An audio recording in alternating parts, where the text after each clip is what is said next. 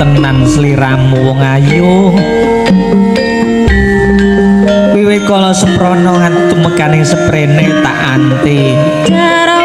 jawabane ning nyatane kasunyatane sliramu endo selak karo aku ayu tega rintek ning baskara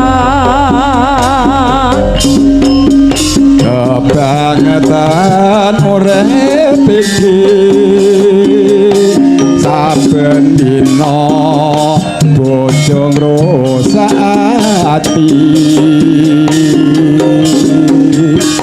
waing aren saumpama mbok ya eling rikala samana udan katon riwis wanci ratri kairingan tangis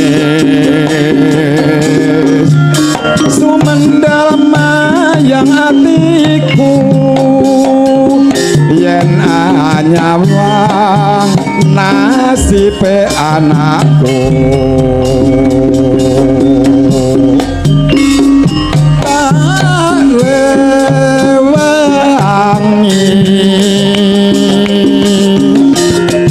nyambut gawe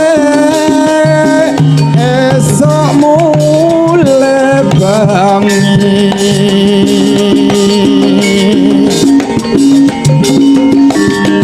saiki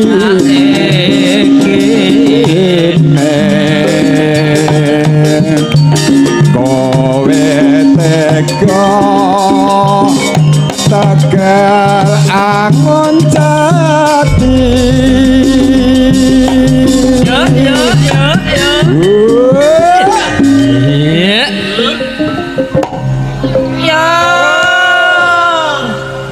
apa wis dadi nasibku yen sliramu ninggalke awakku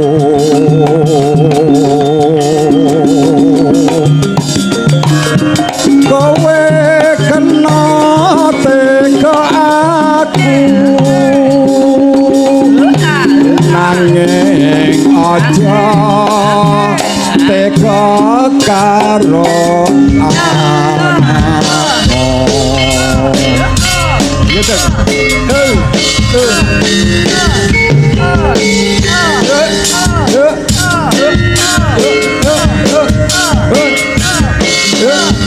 monggo yang sampun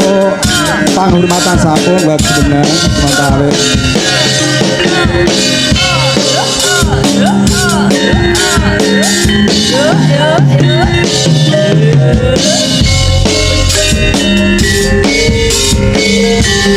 kebangetan urip iki saben dina bojo ngrusak ati waing aren saumpama waya eling rikala samana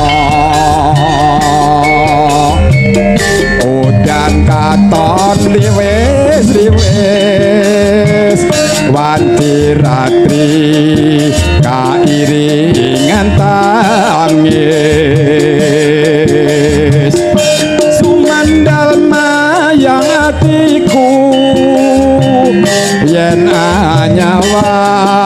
nangate anakku tak rewangi nyambut gawe esok mulai bengi saiki kowe tega tegal angon jati apa wis dadi nasibku yen sliramu ninggalke awakku kowe kena tega aku nanging aja tega karo anakmu sumangga ingkang ngersakaken Bung Karno sampahipun kaaturaken sumangga Bapak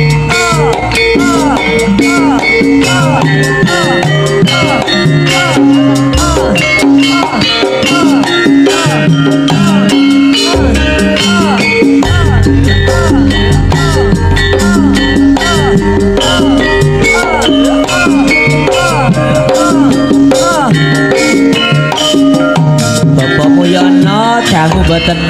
nembang semoga tembakipun katur panjenengan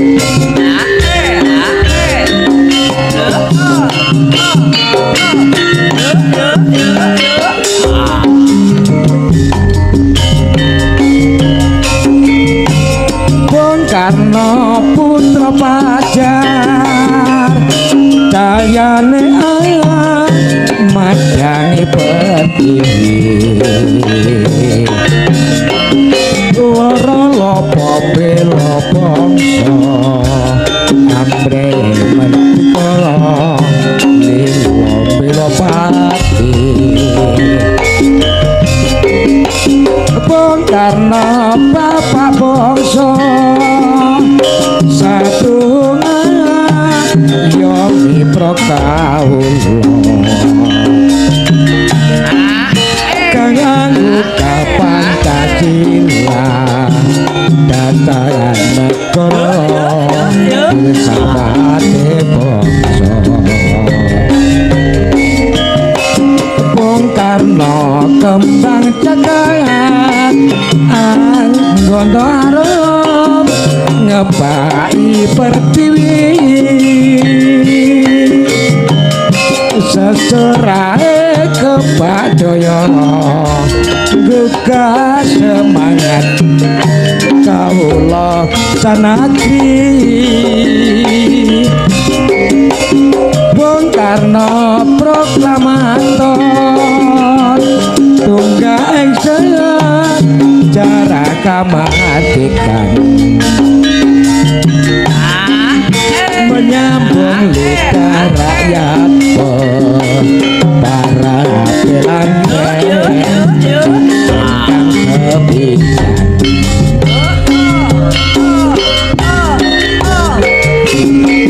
Kang Mas Temen saking Laladan Duren matur nuwun tembangipun katur panjenengan tresno kok bojone wong mbok bojone dhewe wae milih sedilo ae ya kakangku ki ya aneh-aneh tresno karo bojone wong oh tembang tok jarene ya tembang apa tenanan iki aku ya ora ngerti ya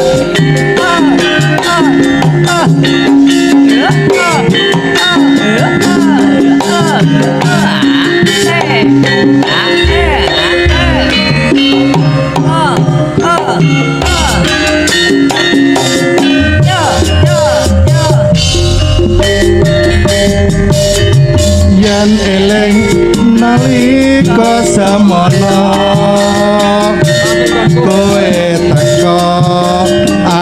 ngomong apa nang isor lampune banjo jebul kowe kok wis duwe bojo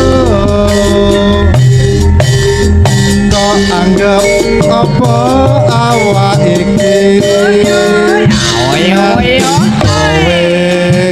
wani ngucap janji kaget tenan hatiku iki jaga kowe durung rapi resmi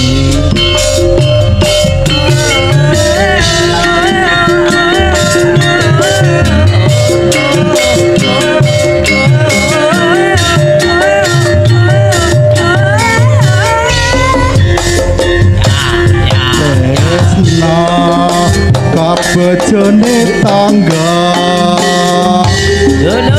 waro aku mung trimo ndamlong sing tak solo waktu kanggo aku najan sedina ya wis nambani kangenku kembang mlati karo gandane ati iki wong mikir kowe